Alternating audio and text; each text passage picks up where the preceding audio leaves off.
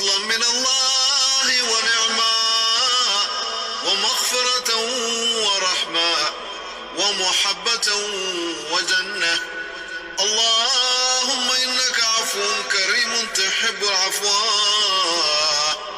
ارحم لنا يا الله.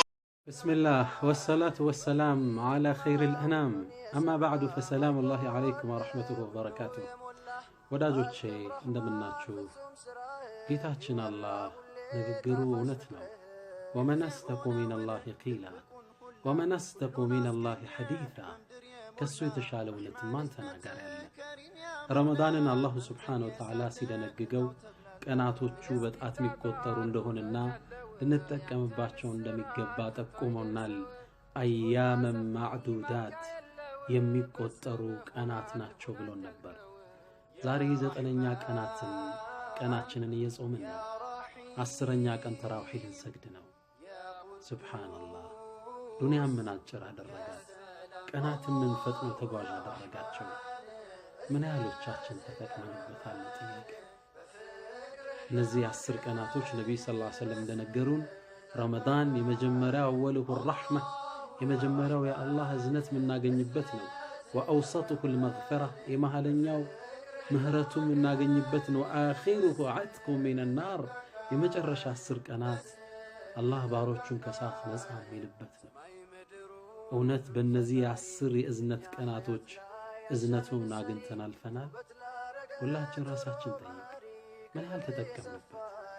ከቀናት በፊት ከወራት በፊት ረመዳን 3 ወር ቀረው፣ 2 ወር ቀረው፣ ወር ቀረው፣ 15 ቀን ቀረው እያልን ፌስቡክ ላይ ስንዘምር ነበር። ተገናኘ ነው 9ኙ ቀን አለፈ።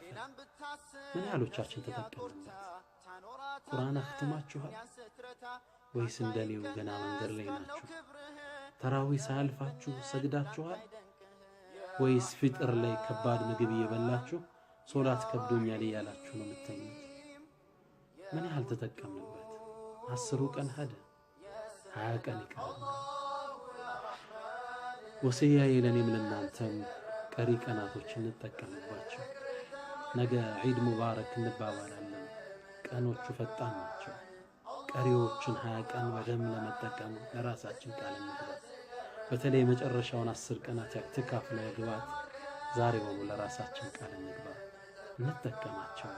ፈስተቢቁል ኸይራት ወደ ኸይር ተሽቀዳደሙ ይለናል አላህ። ወሳሪዑ ተቻኮሉ እንቻኮል እንፍጠን።